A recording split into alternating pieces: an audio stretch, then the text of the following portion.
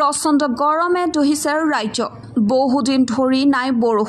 বৰষুণ নোহোৱা বাবে কৃষক ৰাইজে নামিব পৰা নাই খেতি পথাৰত পানীৰ অভাৱত পথাৰত চিৰাল ফাট দিছে ৰাজ্যখনৰ ভিন্ন প্ৰান্তৰ লগতে শোণিতপুৰ জিলাত উদ্বেগজনকভাৱে বৰষুণৰ পৰিমাণ হ্ৰাস পোৱাত সম্প্ৰতি কৃষি পথাৰত মেলিছে চিৰাল ফাট খৰাং বতৰে কৃষক ৰাইজক চিন্তিত কৰি তুলিছে পৰিতাপৰ কথা যে পানীৰ অভাৱত বৰ্তমানৰ সময়লৈকে কঠীয়া সিঁচিব পৰা নাই বতৰৰ ওপৰত নিৰ্ভৰশীল কৃষকে এজাক বৰষুণৰ অপেক্ষাত থাকিবলগীয়া হৈছে এই দৃশ্য হল তেজপুৰ চহৰৰ নিকটৱৰ্তী হলেশ্বৰ গাঁৱৰ খৰাং বতৰৰ বাবে কৃষক ৰাইজৰ মাজত হাহাকাৰ সৃষ্টি কৰিছে কৃষকে গাঁঠিৰ ধন ভাঙি ট্ৰেক্টৰে হাল বোৱাটো অথলে যোৱা পৰিলক্ষিত হৈছে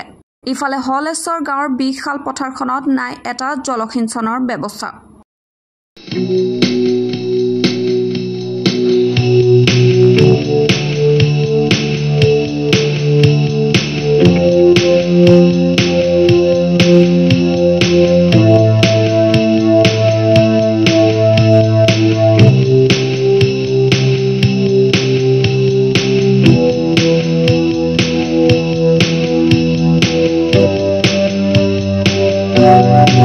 এতিয়া এইটো জেঠৰ মাহ এই সময় পাৰেই হ'ল জেঠৰ আজি 10 দিন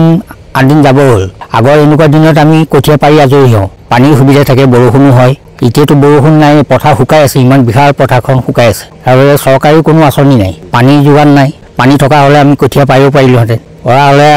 বৰষুণ দিলে হয় আমি ৰোৱা দিনলৈ অলপ কিবা কৰিব পৰা গ'ল হয়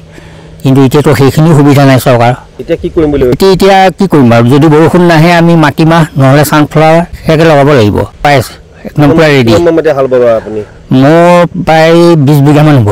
মাটি হাল বাব হাল বোৱা পইচা কি আৰু খেতি কৰিব নোৱাৰিলেতো এনেই যাব চৰকাৰে কিবা সুবিধা লাভ কৰিছে নাই একোৱেই নাই চৰকাৰ আপোনালোকে পানী যোগান আঁচনি কাৰণে এপ্লাই কৰিছে নেকি নাই কৰা নাই